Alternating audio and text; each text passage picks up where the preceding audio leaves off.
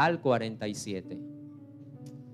El libro de los Hechos, capítulo 2, verso 43 al 47.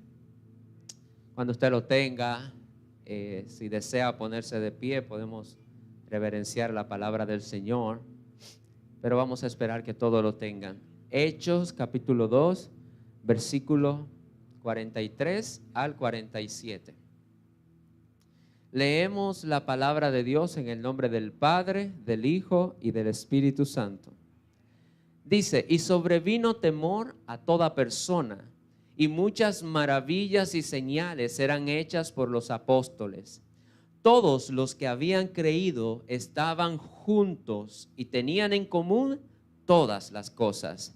Y vendían sus propiedades y sus bienes y los repartían a todos según la necesidad de cada uno de ellos. Y perseverando unánime cada día en el templo y partiendo el pan en la casa, comían juntos con alegría y sencillez de corazón, alabando a Dios y teniendo favor con todo el pueblo. Y el Señor añadía cada día a la iglesia los que habían de ser salvos. Amén y amén. Padre, háblanos en esta mañana. Reconocemos que no tenemos nada humanamente que podamos decir, pero tu Espíritu sí conoce cada una de las necesidades, conoce inclusive en la condición que cada uno de mis hermanos han venido a este lugar. Y mi deseo es que tú puedas hablarnos, Señor, que tu palabra pueda ser ese espejo en donde nos podamos ver y podamos ser conscientes de la necesidad que tenemos de cambiar constantemente por medio de tu palabra. Háblanos, Espíritu Santo, en el nombre de Jesús. Y amén. Tome asiento, por favor. Yo quiero hacer dos aclarandos que creo que algunos de ustedes ya tienen bien presente. Y número uno, que cuando hablamos de iglesia hablamos de usted y yo, eso está más que claro, eso no hay que discutirlo. Y el segundo punto que quisiera que lo podamos tener bien en claro es el que podamos considerar el tema que Dios ha traído en esta mañana. Yo quiero hablarte algunos minutos bajo el tema una iglesia en movimiento. Amén. Una iglesia en movimiento. Entonces, de entrada, entendemos que la iglesia no es la estructura, sino que somos tú y yo. Y número dos, quiero que lo puedas tener por ahí presente, de que cuando hablamos de movimiento no estamos hablando necesariamente de que usted se mantenga los 7 días de la semana viniendo al culto, el lunes oración, los martes estudio bíblico, los miércoles vamos donde la vecina a beber café, el jueves, y así nos pasemos la semana entera constantemente moviéndonos.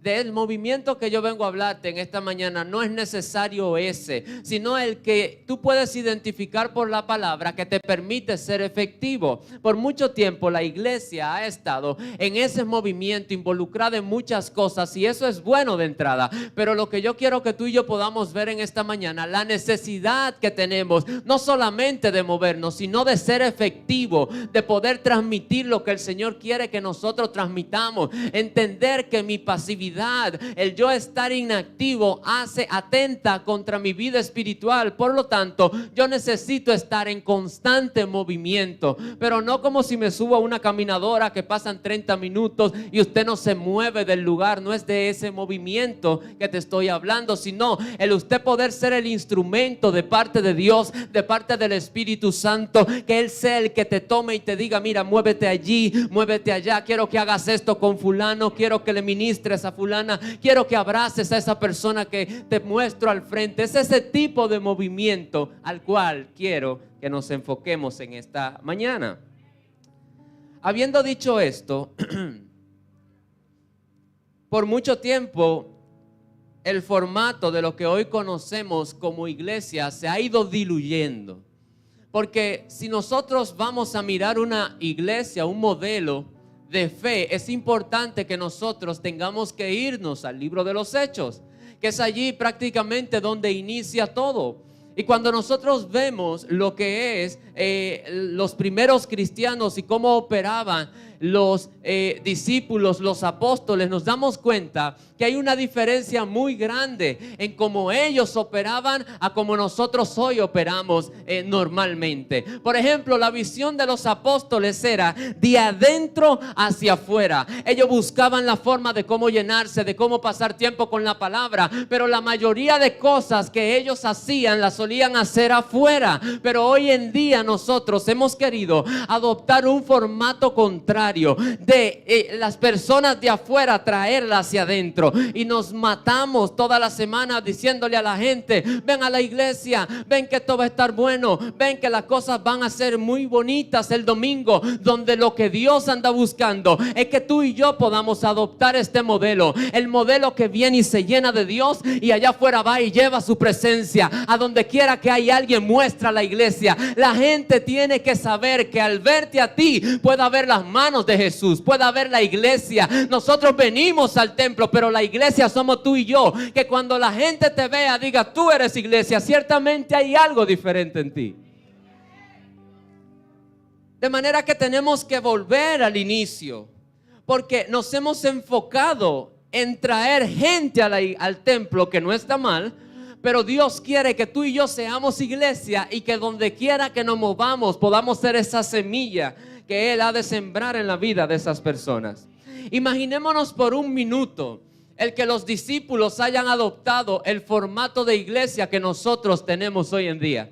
Yo me imagino Pedro tal vez de camino hacia el templo en Hechos capítulo 3, y ve a este cojo que está en la puerta y le dice: cojo, este es tu día. En la iglesia hay un culto de milagros y sanidades. Si te encontraste conmigo, y te vamos a llevar a la iglesia. Así que ponte cómodo, lávate la cara, que te voy a sentar adelante abajo del abanico, probablemente al lado del aire, para que disfrutes y seas sano. O probablemente ver a Pedro decir, cuando salía en la calle, a los enfermos que se ponían para ser sanados con su sombra, él decir: señores, la iglesia ha alquilado un minibús para que todos los enfermos se monten, porque hay un servicio de oración, un servicio de milagro, y todos van a ser sanos allá. Eso no es lo que me muestra la Biblia. Lo que la Biblia me muestra a mí es ver a un Pedro y un Juan que iban hacia el templo y vieron un hombre que tenía necesidad. Y yo me pregunto, ¿no había gente cristiana que pasaba por el templo y lo veía ahí tendido?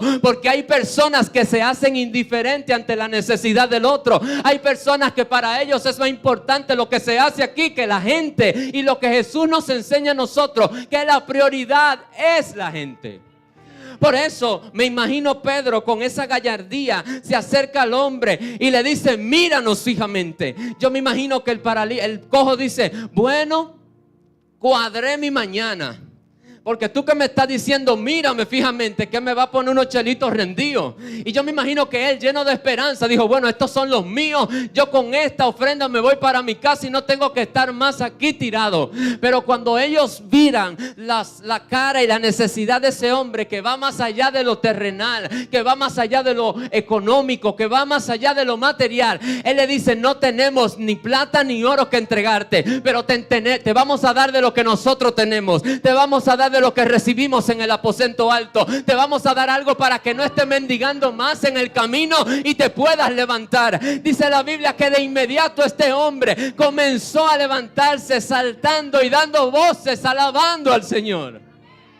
El Señor anda buscando que tú y yo podamos entender que somos agentes del cielo para tratar los asuntos de aquí en la tierra. Que cuando tú y yo veamos una necesidad, podamos correr hacia ella y actuar. De esa misma manera Dios quiere que salgamos a trastornar, que podamos ser iglesia allá afuera, donde Él anhela que nosotros lo seamos. Dice el capítulo 3, versículo 12, que cuando Pedro entró con este hombre, luego de que realiza el milagro, le dice: ponte de pie, mijo. Y comienza y entra por la puerta. Y todo el mundo comienza a ver y dice: pero ven acá, y este no fue el que dejamos allá adelante en la puerta, que estaba arrumbado y no podía caminar. ¿Cómo es esto que anda dando brinco y alabando y glorificando al Señor? Y dice el capítulo 3 que muchos de ellos se asombraron. Dijeron: ¿cómo es posible que esto pueda ocurrir. A ese hombre nosotros lo hemos visto por muchos años puesto en la puerta y nadie le hacía caso. ¿Cómo es esto de que tú ahora se está levantándote, cantando, dando brinco de alegría? ¿Qué fue lo que pasó? Y algo que me llama la atención de Pedro es que él le dice, güey, pero ¿y por qué ustedes se alborotan? Esto es producto de asombro. ¿Por qué? Porque Pedro sabía que él había recibido una asignación de parte de Jesús. Para Pedro esto era normal, esto no es falsa modestia. Jesús le había dicho, en mi nombre ustedes van a hacer maravillas, en mi nombre ustedes van a hacer cosas extraordinarias. Así que Pedro solamente hizo lo que Jesús le había dicho. ¿Por qué ustedes se asombran? ¿Por qué ustedes se maravillan de esto? ¿Por qué ponen los ojos en nosotros como que si nosotros hemos hecho algo? Esto lo hizo Dios. Lo que me muestra que había un contexto religioso que estaba operando en lo natural. No había milagro, no había sanidad de Dios, no se movía. Era un asunto litúrgico tan grande que cuando ocurría cosas como esta, todo el mundo se sorprendía. Todo el mundo decía, wow, ¿y qué pasó ahí? ¿Qué pasó en Manantial de Vida? No ha pasado nada. Es que el Señor nos entregó la palabra profética más segura, que es la Biblia. La que nos dice a nosotros, en mi nombre van a echar fuera demonios, en mi nombre van a sanar, en mi nombre van a llevar sanidad. Y es por esto que nosotros necesitamos entender que los milagros no han pasado de moda, que los milagros siguen estando disponibles para la iglesia de hoy. ¿Sabes cuál es el problema? Que nosotros pensamos que nosotros somos hacedores de milagros. Y yo por mucho tiempo me frustré porque a personas le oraba y se sanaba, pero al que no oraba yo decía, pero Dios mío, ¿y qué es lo que estoy haciendo? No estoy ayunando, no estoy orando. Y el Señor me dijo, nada tiene que ver contigo, todo tiene que ver conmigo, mi diseño y el plan que yo tenga para esa persona. Quiero que ores por todo, por si acaso, aleluya, porque tú no sabes lo que yo puedo hacer en la vida de esa persona. Pero a veces pensamos que si yo oro por el hermano y la hermana no, ay Dios mío, no se sanó y ahora vergüenza. Ay Dios mío, no tiene que ver conmigo. Pero muchos milagros se han quedado engavetados por alguien que pueda levantarse con autoridad divina y le pueda decir a la persona, mira, yo no tengo oro, no tengo plata, no tengo nada económico, pero te voy a dar de lo que recibí, te voy a dar de lo que tengo por dentro. Es tiempo de entender esto. Pero lo racional nos ha quitado lo sobrenatural. Lo racional y el querer buscar que todo cuadre ha hecho y ha sido el factor de que hoy no veamos los milagros que vemos, o que habían, mejor dicho, anteriormente. Y el milagro más grande lo hizo Jesús en la cruz, de eso no hay duda. Pero la Biblia me dice a mí, estas señales seguirán a los que creen. Y yo no sé usted, pero yo estoy anhelando ver esas señales que Cristo a mí me dijo que iban a ocurrir. Así que dile al que está a tu lado, los milagros no han pasado de moda. Están disponibles ahí, esperando a que tú te muevas, aleluya. Esperando a que tú puedas hacer algo. Mira, compartía en días pasados con el pastor Zambrano mientras íbamos a un viaje hacia Dajabón. Y yo conozco que es un hombre de Dios. Y mientras hablábamos en el camino, yo le preguntaba, pastor, cuéntenos. ¿Y qué usted recuerda así como que haya quedado en su memoria? Y el Señor me decía, mira Darwin, yo recuerdo una vez que en mi casa no había gas. Mis hijos estaban hambrientos y yo no tenía nada con qué comprarlo. Lo único que yo tenía era Dios. Y él me dijo, yo abracé ese tanque de gas y yo le hice una oración. Y mire, yo no sé lo que pasó, pero ese fue el gas que a mí más me rindió. De ahí en adelante eso fue una locura. Vamos a hacer esto de una teología y vamos a estar abrazando tanques todos los domingos para llenarlo. No, llévelo a la bomba. Lo que yo le estoy diciendo es que muchas veces nosotros tenemos que hacer uso de la fe. Tenemos que creerle al Señor. No podemos permitir que el sistema nos quite esto tan hermoso como lo es la fe. Aleluya. Así que lo primordial en este sentido para una iglesia que está constantemente en movimiento es una iglesia que cree lo que predica. Porque te voy a decir algo más.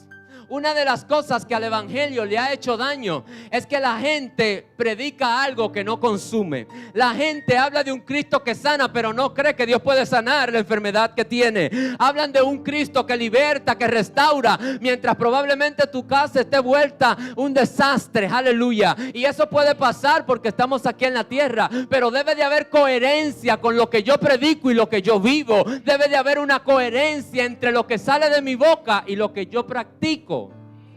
¿Qué significa esto? No hay una persona más convencida que un vendedor de Amway. Se lo voy a poner más cómodo. Hay ambulantes por ahí que venden, de aquellos que probablemente usted lo va a conocer. Si en las redes se ha topado con uno de ellos, ande con su peso en el bolsillo, porque ellos vienen y te dicen: mi hermano, ¿me regalas un minuto? Claro, no hay problema.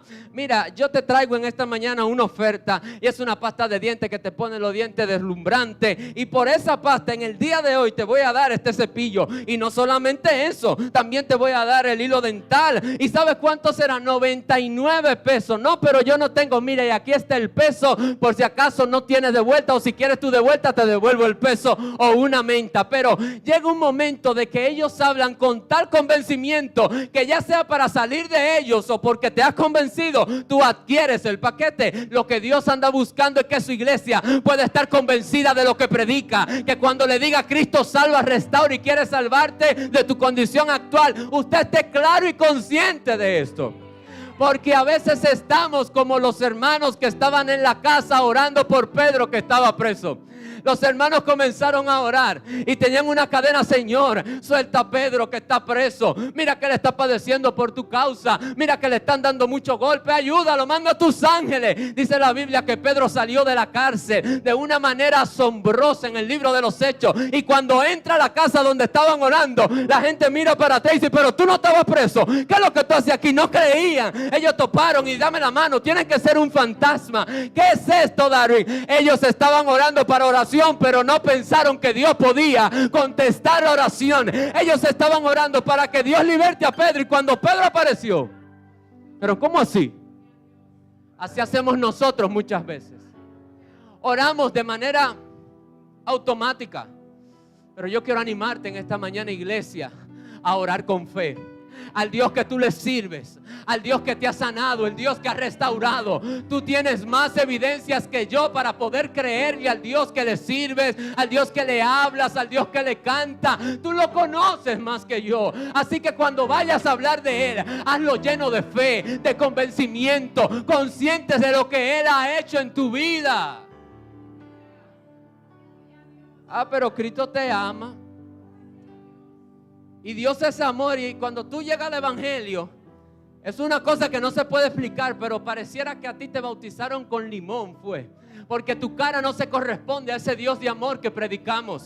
Tu cara no se corresponde a ese nivel de plenitud y felicidad que dices encontrar en Cristo. Dios anda buscando gente que pueda entender que tu mayor testimonio, tu carta de presentación es tu vida. Que cuando tu vecina te vea barriendo, probablemente con problemas, probablemente con la nevera vacía, pero adorando a Dios, ella pueda decir: mira, ciertamente o los cristianos están todos locos, o ciertamente esta mujer le ha creído a un Dios vivo y de poder. Porque no es posible que alguien pueda mantener una alabanza con la nevera vacía. No es posible que alguien pueda levantar su mano con su niño tendido en la cama. No es posible.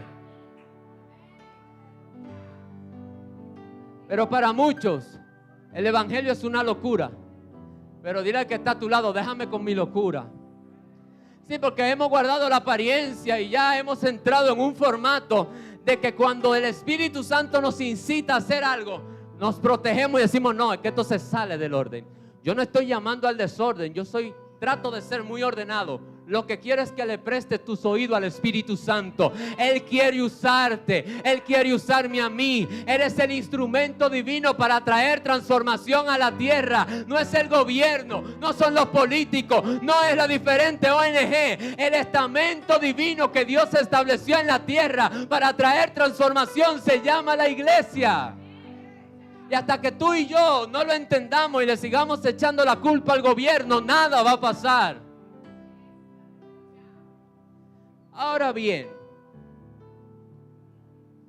¿Qué yo necesito para ser una iglesia que trasciende o que está en constante movimiento? Número uno, para los que toman nota. Número uno, lo primero que debo procurar con diligencia es poder adquirir esa llenura del Espíritu Santo. Todo el movimiento de la iglesia en los primeros siglos se debe a que en Hechos capítulo 2, ellos no se movieron hasta que no recibieron la promesa del Espíritu Santo, porque era el Espíritu Santo que le iba a producir en ellos ese mover y ese movimiento constante que la iglesia necesitaba en ese momento. Lo primero que yo necesito para entrar en ese mover es poder procurar diligentemente ser lleno del Espíritu Santo. Y yo quiero hacer un aclarando, porque muchas veces se ha malinterpretado que la llenura del Espíritu Santo tiene que ir acompañada con hablar en lengua, danzar, romper 4 sillas, que los abanicos se muevan de su lugar y hagan un sacudimiento tremendo. No tiene que ver necesariamente con eso. Cuando hablamos de la llenura del Espíritu Santo, que es algo que debe procurar todo creyente, hacemos referencia a que el Espíritu Santo tenga el control de tus sentimientos, de tu vida, que tú entiendas que no te debes a ti, sino que te debes a Él. Cuando yo hablo de la llenura del Espíritu Santo, no solo me refiero a la manifestación, me refiero a que yo pueda tener el convencimiento de que yo no hago lo que yo quiero, hago lo que el Espíritu y Dios quiere que yo haga, a que yo no me gobierno, a que yo no decido lo que voy a hacer con mi vida, si he puesto a Jesús como mi Salvador y Señor. Ahora, ¿qué es lo que pasa hoy en día? Lamentablemente, los escenarios que se prestan para nosotros recibir esa llenura han sido subestimados. Los cultos de oración, tal vez no en esta iglesia, pero en otras que he visitado, suelen brillar por la ausencia de los hermanos cansados, agotados, que no tienen tiempo para venir a la iglesia. Es increíble cómo las cosas espirituales que buscan llenar al ser humano, llenarnos a nosotros de su presencia, no suelen ser tan atractivas para muchos de nosotros, pero queremos ser llenos. Cantamos: Señor, lléname. Queremos una unción sobrenatural, pero no hay quien nos saque los sábados de nuestra casa para visitar un orfanato, para visitar una enfermería, un hospital o la cárcel. No, yo quiero que Dios me llene para llenarme y para que la gente sepa que yo estoy lleno. ¿Para qué quieres la unción? ¿Para qué quieres ser lleno? ¿Para quedarte en tu casa? ¿Para hablar lengua en tu habitación? ¿O para que puedas vertir esa gloria en las personas que tienen necesidad? Por mucho tiempo la iglesia ha cantado: lléname, lléname, lléname, y yo lo canto. Pero te pregunto, ¿para qué quieres que Dios te llene? Porque toda unción, todo lo que Dios nos da a nosotros nos compromete. Dios no nos coloca adornos como para que nosotros nos veamos más bonitos. Toda unción tiene consigo un compromiso. Toda llenura tiene consigo una responsabilidad. Y lo primero, que si yo quiero entrar en ese mover de la iglesia y quiero ser una iglesia influyente en este tiempo, yo necesito poder entender que la llenura del Espíritu Santo es imprescindible. Estamos declarando un tema, que la iglesia soy yo, pero la iglesia tiene que estar clara cómo va a salir allá afuera. Usted no puede estar en dos pensamientos, que si salgo, que si no, porque el reino de las tinieblas no tiene compasión de nadie. Y debemos de estar preparados. Ser lleno de la presencia y del Espíritu Santo de Dios es yo poder tener esa sensibilidad espiritual, que cuando haya esa voz en mi voz que me dice: ve al Bravo y cómprale haz una compra con todo lo que te gusta, y luego pasa tu tarjeta y también el Bravo ya, o la tarjeta del Bravo, y cuando la tenga en tu carro yo te voy a decir dónde tú vas a ir. Quiero que me visites a Juanita. ¿Quién es Juanita? Yo no sé. Llena tu carro, arranca para allá y tócale la puerta a Juanita. Ay, esto es como el diablo que me está hablando. No el diablo, te está hablando Dios. Pero el problema es que tú y yo muchas veces estamos en la carne, no podemos ser sensibles a su voz y lo queremos todo tergiversar. Esa voz que te habla en el pasillo de tu trabajo diciendo: mira, esa muchacha necesita un abrazo. No es que te está volviendo loca, es que el Espíritu Santo te está hablando. Esa voz que te dice, mira, párate y cómprale algo a ese indigente. No es que te volviste loco, es que tienes al Espíritu Santo dentro. Jesús dijo, Él es que le va a dirigir hacia toda verdad. Él es quien va a hacer que ustedes operen aquí en la tierra. Pero no tenemos esa sensibilidad como para ser instrumentos de Él.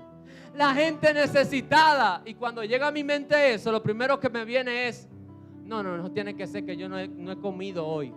Esa voz, el Señor reprendiendo al mismo Dios. Es Dios que te está hablando, no el diablo. Así que dile al que está a tu lado, suena fuerte, pero pasa. El segundo punto se parece mucho, pero quiero que note la diferencia.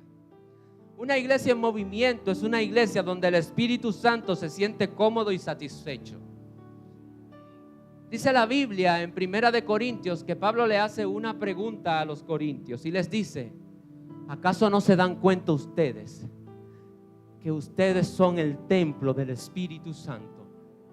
Yo he leído mucho este pasaje bíblico por mucho tiempo, pero esta semana lo entendí de una manera que el Señor me desbarató.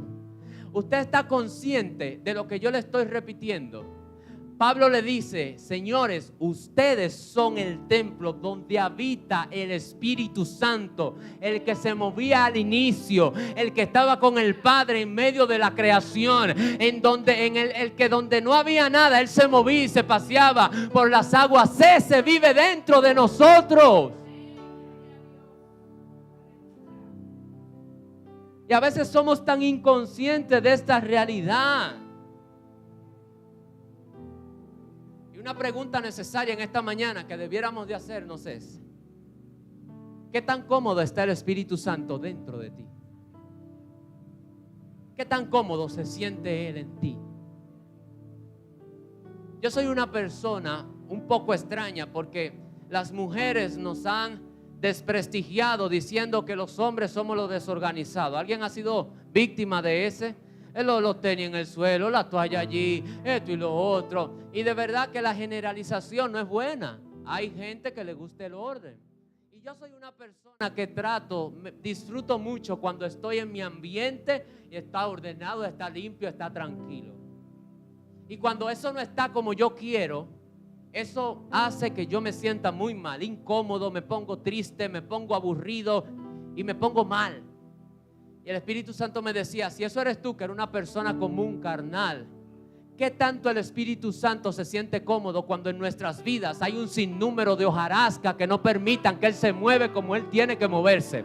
Porque no somos capaces de hacernos una inspección interna y decir, esto no funciona aquí, el Espíritu Santo no le da espacio, esto tampoco forma parte, necesito hacer una habitación en donde Él se sienta cómodo, y todo lo que no sea compatible a Él, yo lo voy a alejar, lo voy a echar a un lado, yo lo voy a apartar. Una iglesia que anda en movimiento es que le da prioridad al Espíritu Santo, no para andar hablando en lengua por ahí con los paluelú, sino para que en su vida Él sea la prioridad, en su vida Él sea lo esencial.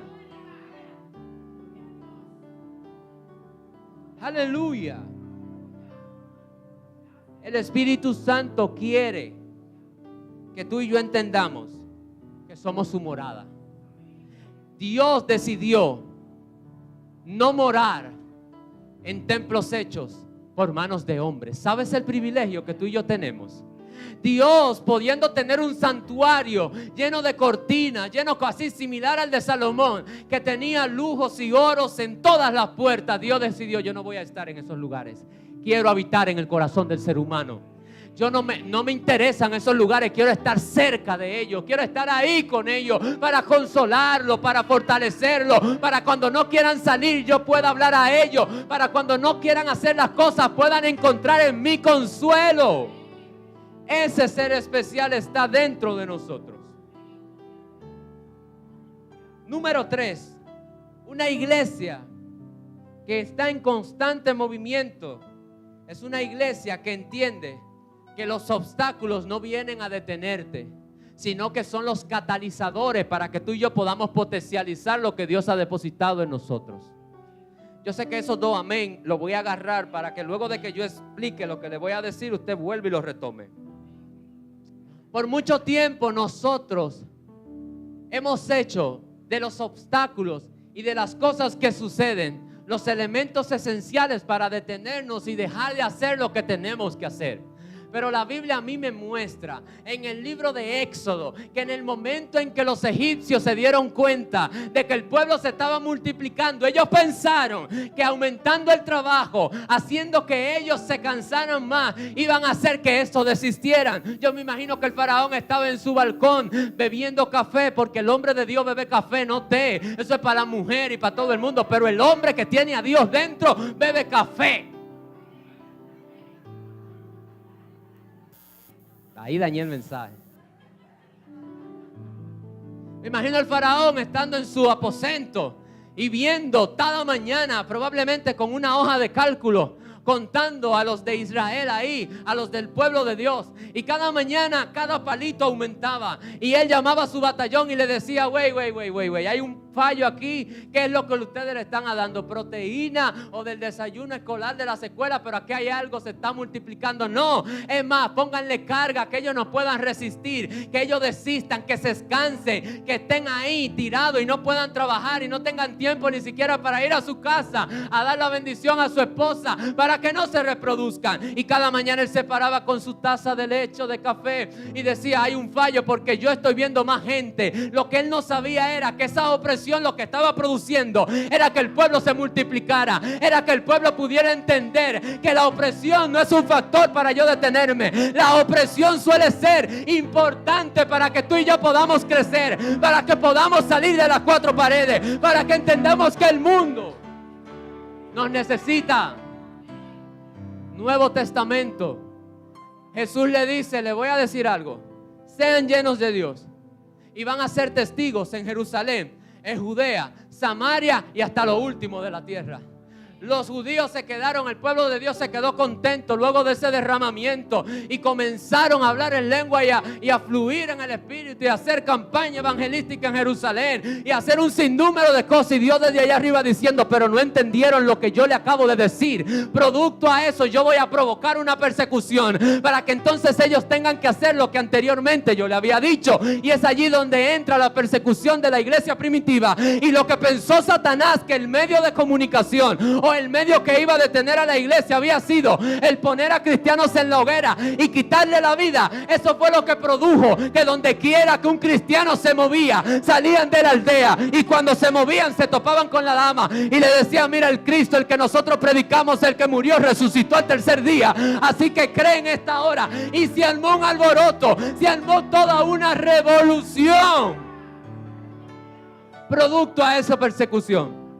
Pero tenemos que mencionar que hay dos tipos de personas: aquellos que ante la persecución y la opresión: ay, pastor, la hermana se levantó en contra mía. Aquí no, nunca aquí.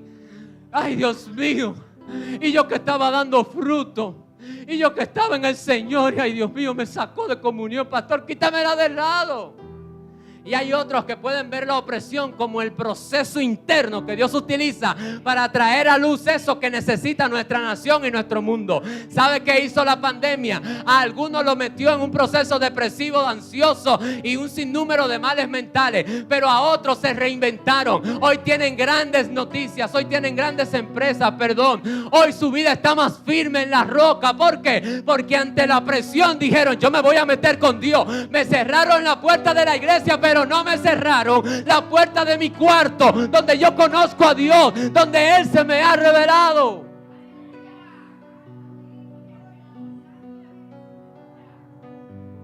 La iglesia preocupada. Hay la ideología de género. Hay que los hombres casándose con los hombres y las mujeres con las mujeres. Ay, si usted supiera, pastor, lo que están enseñando en la escuela. Quieren apadrinar a nuestros niños. Usted tiene dos maneras de ver esto: desde el contexto religioso, que dice los tiempos se están cumpliendo, ya la profecía están todas descritas, o usted decir: es el mensaje que Dios me está mandando para que yo me mueva a la iglesia a hablar la verdad, para que yo me mueva a la escuela a decir que Cristo ama al pecador, pero necesita que se aparte de su vida. Es la señal que Dios nos está dando para decir: hay que poner esto claro. Porque la iglesia es la voz de Cristo aquí en la tierra. Pero mientras la iglesia permanezca callada, el mundo seguirá haciendo ruido. La gente seguirá confundida. La gente seguirá perdida. Tu silencio cuesta vidas. En una ocasión yo lucho con esto. Porque a veces Dios me dice, háblale, dile, haz esto, haz lo otro. Y no le soy. Mire, tengo que ser sincero, no lo he hecho en ocasiones. Y el Espíritu Santo me recuerda, cada 1 minuto, 5 minutos, según una estadística, creo que 1 minuto, personas dejan de respirar. Gente se va, muchos de ellos sin conocer a alguien. Cada momento en que nosotros hacemos silencio es terreno que el enemigo gana para meter su mentira en la cabeza de la gente. Usted no se imagina lo que le ha costado a nosotros los jóvenes poder lidiar con toda esta cosa que hay en el mundo. Cómo entrarle la verdad en el casco para que puedan entender. Ahora, ¿cuál es la razón por la cual no se da esto? Simple. Satanás, luego de una estadística que le pasaron, dijo, ok, no hay opresión. Eso es lo que hizo que el problema sea más grande. Vamos a hacer algo. Vamos a instalar un sistema de cristianos nominales, cristianos ordinarios, cristianos que se le venda la idea de que Jesús pagó un precio por ellos. Por lo tanto, no hay necesidad de estar matándose mucho. No hay necesidad de usted estar volviéndose loco como los pastores y volviéndose loco detrás de actividad. No. Cristo pagó por ti y no hay necesidad de estar haciendo muchas cosas. Y ese sistema es el que Satanás ha utilizado para hacer que haya muchos cristianos ahí sentados que no saben la importancia y la razón por la cual tú y yo hemos sido salvos. Te acercas a las personas, dime, no tengo tiempo. Los jóvenes, que los amo, que ellos lo saben. Cuando vienen a mí, ¿por qué no fuiste a la iglesia? Es que tengo 8 materias, varón. Y usted sabe que la universidad me está dando en la cabeza, en la mamacita. Y con todas esas cosas yo tengo que lidiar. Y yo sé que los pastores tienen la cabeza así. Porque ya antes, para usted dar una justificación, era usted le temblaba la boca. Pero ahora, el pastor, me voy para el campo y vengo el domingo, vengo el lunes y no voy a poder ir a la iglesia. Pastor, voy a hacer esto y por cualquier cosa nosotros barajamos lo de Dios. ¿Y qué es lo que Satanás anda buscando? Que tú entres en ese sistema normal. Todo es normal. Y llega un punto en que tú compras un paquete cuando aceptas a Jesucristo como tu Señor y Salvador. El que dice tu responsabilidad es venir cada día, sentarte en la 4ª fila, el primer asiento. Si eres religioso un poquito, sacas el diezmo, pero no te preocupes que ya Cristo pagó. Pero no puedes pararte, porque si te paras a alabar con la banda te sobregira y tu plan no incluye eso. Tu plan es el sencillo, el que no incluye hablarle a otro del Señor, el que no incluye abrir tu boca para hablar de las grandezas del Señor. Y así hay muchas personas en la iglesia. Es como que si no estuvieran. Ellos no dicen nada, ellos no están ahí, no están disponibles, simplemente están ocupando una silla. Y lo que no saben que es la malicia más grande del enemigo, queriente vender eso. Tú no fuiste diseñado ni para estar en una silla, ni para estar ahí de manera inactiva. Fuiste diseñado para ser el instrumento de parte de Dios. Alguien tiene en esta mañana que salir de ese paquete y decir, yo voy por lo premium. Yo quiero ir al otro lado. Quiero ir por algo más. No me basta venir el domingo. Quiero estar los miércoles. No esperar que alguien dirija la oración. Tirarme de barriga ahí hasta que Dios me hable. No permitas que cualquiericen la vida que el Señor te ha regalado. Es especial. Úsala para Él y todo lo que choque con Él, sácalo de circulación. Porque le decía, ¿de qué sirve, joven, que tú termines en la universidad summa cum laude, pero que tu vida se pierda? ¿De qué sirve de que tú tengas mucho reconocimiento, pero que al final no estés en el camino? Yo no le digo nunca que dejen de estudiar. Lo único que le digo es, tienes que hacer un balance. Porque cuando usted quiere y puede hacerlo. Ahora, si usted se va a esconder detrás de la excusa, es válido, bienvenido cada uno de ustedes. Dios nos está llamando a trascender, a entender que yo soy la iglesia. Cristo pagó un precio por mí, pero no para llevarme para el cielo a mí solo. Quiere llevar a tu familia, quiere llevar a las personas que trabajan contigo. Él quiere llevar a otros. Tienes que hablarle.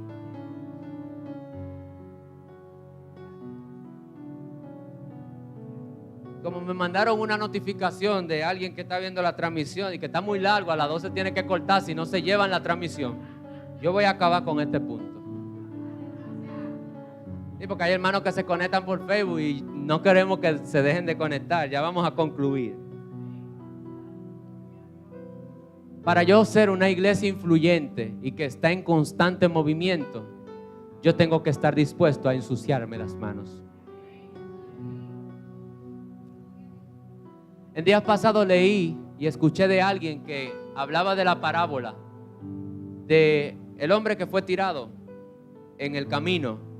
Había sido golpeado, maltratado y lo habían dejado moribundo, en el camino. Y dice la parábola que Jesús muestra a esa persona que le pregunta: ¿qué yo debo hacer para ganar la vida eterna? Bueno, guarda los mandamientos. Sí, eso. ¿Cuál es el mandamiento? Ama a Dios sobre todas las cosas y a tu prójimo como a ti mismo. Ya, pues entonces tú estás nítido, estás en la línea. ¿Y quién es mi prójimo? Ok, ven, que tú lo que andas buscando es otra cosa. Dice la Biblia que pasó un sacerdote. Iba a Jerusalén, camino probablemente al templo. Y yo sé que usted lo ha escuchado mucho, pero a mí me voló la cabeza esto. Dice que el hombre pasó, el sacerdote lo vio moribundo y le hizo caso omiso. Siguió con su ornamenta ministerial hacia el templo a adorar al Dios. Dice que luego pasa un levita que también se considera alguien que debió hacer algo al respecto, pero lo miró así como a veces nos miran las mujeres cuando dejamos algo mal puesto. Y dice: no, papi, me está cogiendo el tal y tengo que llegar a la iglesia. Yo diciendo a tener el tiempo de adoración, porque para eso fue que me contrataron. Y dice la Biblia que pasa un samaritano y este es entonces el que muestra favor para con ese hombre. Y por mucho tiempo yo he escuchado esta parábola, pero hubo alguien que arrojó luz a mi entendimiento a través de una pregunta: ¿cuál fue la razón que usted entiende por la cual el sacerdote y el levita no se pararon a ayudar a ese hombre? Esa persona decía: es simple. El sacerdote no podía entrar en contacto con personas que estuvieran sangrando, porque eso requería un rito de que tenía que quitarse la ropa, echarla a un lado, apartarse y tener que entrar en un ritual que involucraba, número 1, dinero, porque tenía que comprar ropa, y número 2, tiempo. Y es lo que está diciendo: mira, si yo le pongo la mano a este hombre, voy a tener que entrar en un proceso de purificación que me cuesta dinero y yo no estoy por gastar lo mío, tengo que irme a adorar al Señor. Lo mismo pasa con este segundo hombre. Él dice: si yo le pongo la mano, voy a tener que apartarme porque entraré en contacto con su sangre y esto me excluirá y no voy a poder estar en el servicio ni hacer las cosas que estoy acostumbrado a hacer. Y el Señor me decía: si hay personas, Darwin, que ante la necesidad del ser humano no son capaces de ensuciarse sus manos para poder actuar a favor de ellos. Venimos para la iglesia bien bonito, bien empepilladito, y vemos una necesidad en el mundo o de camino hacia la iglesia y solemos subir el vidrio o solemos decir: esa excusa tan barata, yo no le voy a dar mi dinero a ese para que se lo coma de droga. Pero eso es una respuesta religiosa. Esa no es una respuesta de parte de la compasión de Dios. El Señor quiere que tú y yo podamos ser iglesia que anda constantemente en movimiento y que esté dispuesta a ensuciarse las manos, que esté dispuesta a servir a este mundo, que esté dispuesto a entender que el mundo necesita a alguien que se ensucie las manos, alguien que si es necesario se pueda quitar sus vestidos, alguien que le pueda dedicar tiempo a aquellos que tienen necesidad. En días pasados, mi esposa y yo salimos con unos amigos luego de un culto glorioso donde estaba Dios prendido.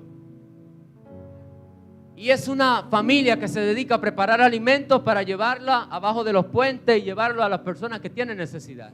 Eran las 11, yo estaba cansado de ministrar y es un servicio muy cansón y yo no. Pero sentí de parte de Dios, sí. Le digo: mi amor, vámonos, es tarde, vámonos. 11:30 de la noche, 2 muchachos en el carro. Y nosotros salimos a la calle. La iglesia necesita entender la necesidad que hay.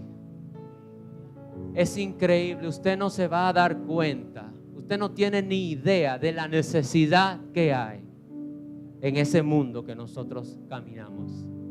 Nos parábamos abajo de los puentes Y les confieso, yo estaba cansado. Cuando nosotros nos acercábamos, no a predicarle, no a darle una clase de discipulado, mira, te mandó Dios, Cristo te ama. Personas se arrodillaban delante de la calle y decían, esto tiene que ser un milagro. Gente que probablemente tenían 2 y 3 días sin comer nada, y si aparece alguien de la nada con un Dios te bendiga y lleno de amor, a decirle, esto te envía Dios, en Él hay esperanza y puede hacer algo por ti. Mientras otros se dedicaban a lo mismo, me encontré con varias personas que marcaron mi corazón. Personas que me decían, varón, la iglesia tiene que hacer esto. ¿Quién es que va a venir por nosotros? Varón, yo quisiera estar con usted en la iglesia, pero tengo una atadura, tengo una cadena, estoy adicto a la droga, al alcohol, y yo quisiera estar como usted en una iglesia sirviendo al Señor, pero necesito que alguien me ayude. Y usted no se imagina lo que representa esto que ustedes están haciendo por mí. Ellos decían con lágrimas en sus ojos, no se olviden de nosotros. Estamos aquí, alguien tiene que venir en pos de nosotros.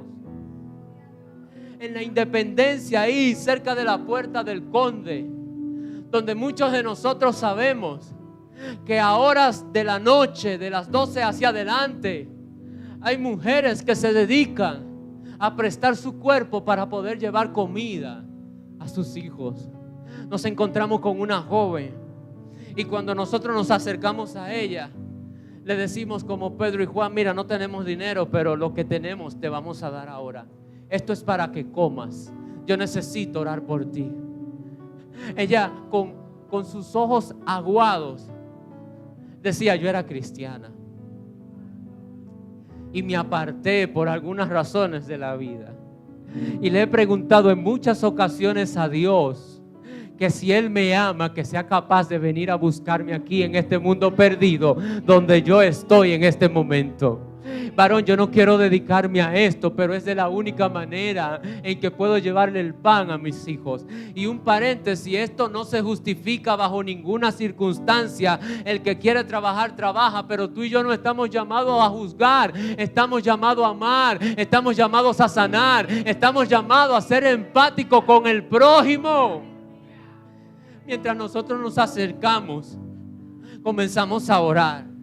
Y mientras nosotros ponemos su mano en el hombro, y yo dije, Dios mío, que no pase mi pastor y me vea hablando aquí con esta muchacha, porque van a llamar a Clarice y le van a decir, he visto a tu marido aquí abajo, y tú sabes que aquí la gente no anda predicando, aquí la gente anda, usted sabe. Pero yo decidí ensuciarme mis manos. Yo decidí, sin importar lo que el otro dijera, ir a lo que Dios me había enviado.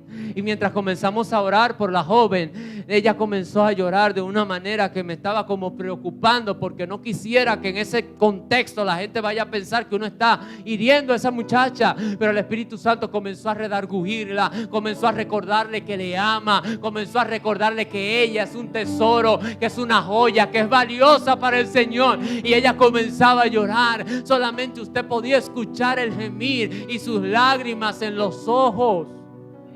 Eso no se vive aquí adentro. Eso no se vive en un culto de gloria. Eso se vive cuando la iglesia sabe quién es y entiende que Dios nos necesita, moviéndonos hacia el perdido, moviéndonos hacia donde el que tiene necesidad. Ella dijo, yo he sentido muchos brazos, muchas manos en mi hombro de muchos hombres,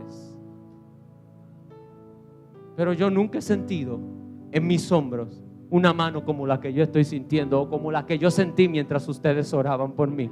No fue una mano de un hombre que intentaba abusar de mí y de mi cuerpo, sino un hombre que me sostenía y me apretaba, no para maltratarme, sino para hacerme consciente de que soy su hija.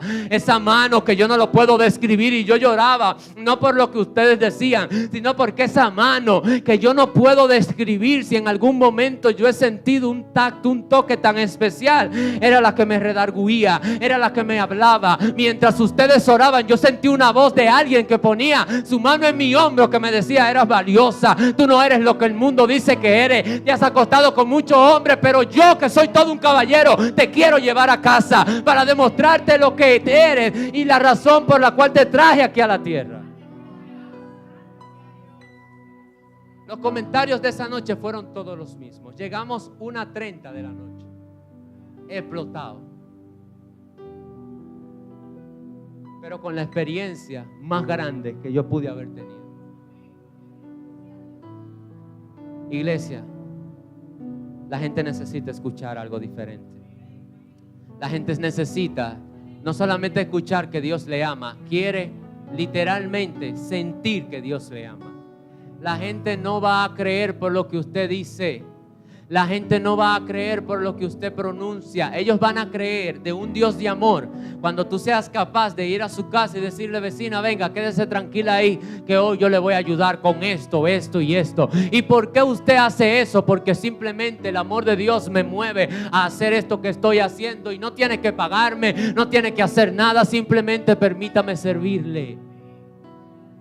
Hermana Juana, voy de camino al hospital para que usted pueda descansar, que tiene toda la semana amaneciendo con su hijo. Yo me voy a quedar con él. Váyase a casa a descansar. ¿Y por qué lo haces? Que quiero demostrarte que Dios, el que vive en mí, ese Dios es amor, y es lo menos que puedo hacer. Esto no va a tener sentido, el de ser iglesia, sentado ahí, mire. Usted no le va a encontrar sentido a esto. Y yo no quiero dañar el mensaje, no sé si decirlo, pero mire, pudiera ser que esté en el lugar equivocado. No sé si esto lo daña, pero estar sentado ahí recibiendo y comiendo y comiendo y comiendo sin tú ir al terreno a poner en práctica lo que recibe, mi hermano, eso es lo peor, eso no tiene sentido. Es un club social más. Pero solamente cuando tienes contacto con la gente y puede quedar en tu mente y en tu corazón esa marca impregnada, es difícil que te quedes en tu casa. Es difícil que te niegues ante una solicitud del pastor o de algún ministerio en específico, porque esa es la marca que Dios utiliza para encender nuestros corazones. Ahora, yo siempre suelo hacer lo siguiente, y mire, cuando un aspirante a pastor cierra la Biblia, es porque acabó. Yo voy subiendo, ¿verdad? Y quiero ir rompiendo con eso de que los pastores luego que dicen que cierran, ahí que comienzan a predicar. Mire, le doy mi palabra. Yo quiero concluir haciéndote un desafío. ¿Sabe por qué? Porque yo he aprendido en el tiempo que si usted se va tal vez con los anotes que usted tomó, le pueden servir 1, 2, 3, 4, 5 días, meses, ojalá y que años. Pero cuando yo le digo al Señor: Señor, mira, yo reconozco que tal vez no he hecho lo que he tenido que hacer. Y Darwin de Freco ha traído una propuesta y me ha desafiado. Y tú me has dicho en varias ocasiones que me quieres usar. Tú me has dicho y me has hablado por boca de otros hermanos de que me vas a llevar a los hospitales y que tengo una palabra que tiene el poder para sanar que me has dado. Y este es el momento de yo tomar la decisión. Y yo quiero desafiar en esta mañana a la iglesia Manantial de Vida. Y antes de que usted se ponga de pie, yo quiero hacer consciente a cada uno de ustedes de que Dios no necesita cantidad. Es decir, yo no espero que todo se pare. De hecho, piénselo antes de pararse. Tenga conciencia. Porque esto no es un asunto de seguirme la corriente a mí. No. Es de usted hacer un compromiso delante de Dios. Que cuando usted sepa que no está cumpliendo con lo que le digo a Dios, el Espíritu Santo te dijo: hey, mira, acuérdate que tú le dijiste esto a papá, vamos a ponernos la pila, vamos a esto, mijito. Y la motivación tuya no va a ser el pastor, será el Espíritu Santo que te va a decir: tienes que hacer lo que tienes que hacer. Y yo quiero preguntarte en esta mañana, si tú estás dispuesto a hacer ese modelo de iglesia que yo acabo de mencionarte en esta mañana, yo quiero que tú te pongas de pie y, de ser necesario, pasar aquí delante. Porque me consta que en las manos de muchas personas que están aquí están los milagros por los cuales otros están clamando. A mí me consta que en los labios de personas que están sentados ahí está la palabra que va a libertar a muchos hombres y mujeres que están allí de fuera. A mí me consta que en este lugar hay personas que Dios quiere utilizarlo para algo más grande de lo que tú te imaginas. Dios no te trajo a este camino para que estés sentado. Él quiere que tú y yo seamos luz y quiere utilizarnos como su instrumento. Yo sé que en este momento hay muchas ideas en tu mente de que si paso, que si no paso. Pídele al Espíritu Santo que sea Él que te dirija, que sea Él que te levante, que sea Él que te indique si ciertamente quieres ser un agente de transformación social que tanto necesita nuestro país.